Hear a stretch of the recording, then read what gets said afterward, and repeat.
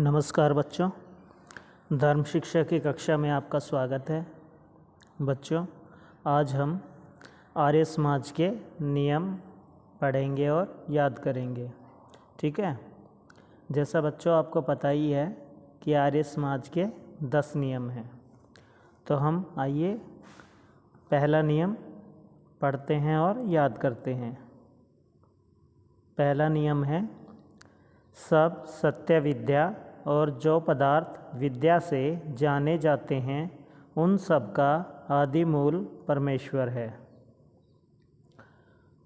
दूसरा है, ईश्वर सच्चिदानंद स्वरूप, निराकार, सर्वशक्तिमान, न्यायकारी, दयालु, अजन्मा, अनंत, निर्विकार, अनादि, अनुपम, सर्वाधार, सर्वेश्वर, सर्वव्यापक, सर्वांतर्यामी, अजर, अमर, अभय, नित्य, पवित्र और सृष्टिकर्ता है। उसी की उपासना करनी योग्य है। तीसरा नियम है, वेद सब सत्य विद्याओं का पुस्तक है। वेद का पढ़ना पढ़ाना और सुनना सुनाना सब आर्यों का परम धर्म है।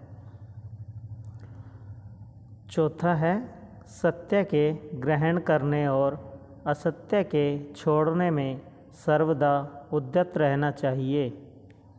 पांचवा नियम है, सब काम धर्मानुसार अर्थात सत्य और असत्य को विचार करके करने चाहिए। छठा है, संसार का उपकार करना इस समाज का मुख्य उद्देश्य है, अर्थात शारीरिक, आत्मिक और सामाजिक उन्नति करना। सातवां नियम है, सबसे प्रीतिपूर्वक धर्मानुसार यथा योग्य वर्तना चाहिए। आठवां नियम है, अविद्या का नाश और विद्या की वृद्धि करनी चाहिए।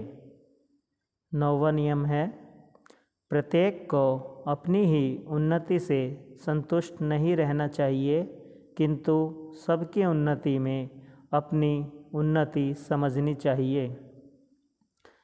10वां नियम है, सब मनुष्यों को सामाजिक सर्वहितकारी नियम पालने में स्वतंत्र रहना चाहिए और प्रत्येक हितकारी नियम में सब स्वतंत्र रहें। ठीक है बच्चों, आइए एक बार फिर से इनको लर्न कर लेते हैं।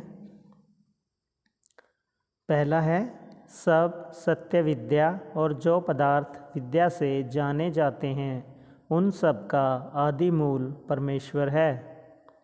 दूसरा है, ईश्वर सच्चिदानंद स्वरूप, निराकार, सर्वशक्तिमान, न्यायकारी, दयालु, अजन्मा, अनंत, निर्विकार, अनादि, अनुपम, सर्वाधार, सर्वेश्वर, सर्वव्यापक, सर्वांतर्यामी, अजर, अमर, अभय, नित्य, पवित्र और सृष्टिकर्ता है। उसी की उपासना करनी योग्य है।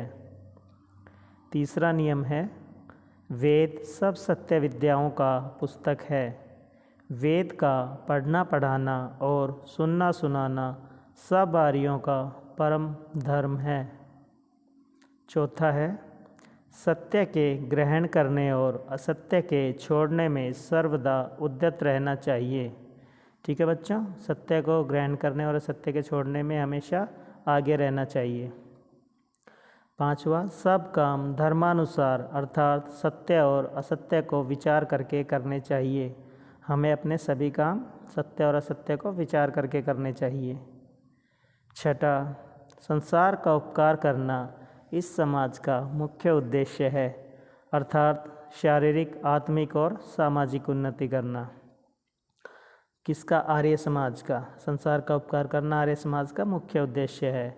इसका अर्थात बताया कि शारीरिक, आत्मिक और सामाजिक उन्नति करना। सबसे प्रीतिपूर्वक धर्मानुसार यथा योग्य वर्तना चाहिए।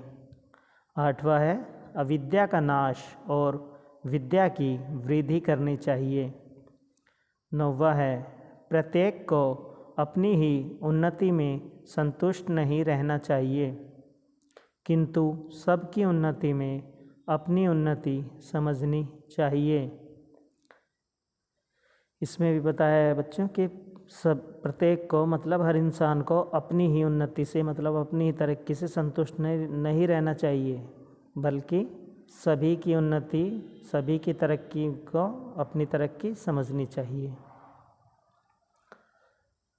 10वां है, सब मनुष्यों को सामाजिक सर्वहितकारी नियम पालने में स्वतंत्र रहना चाहिए और प्रत्येक हितकारी नियम में सब स्वतंत्र रहे।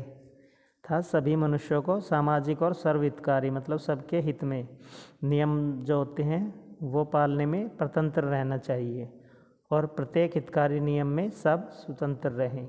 ठीक है बच्चों, आशा है बच्चों आपको यह आर्य समाज के नियम समझ आए होंगे और आपने इन्हें याद करना है। ठीक है, थैंक यू।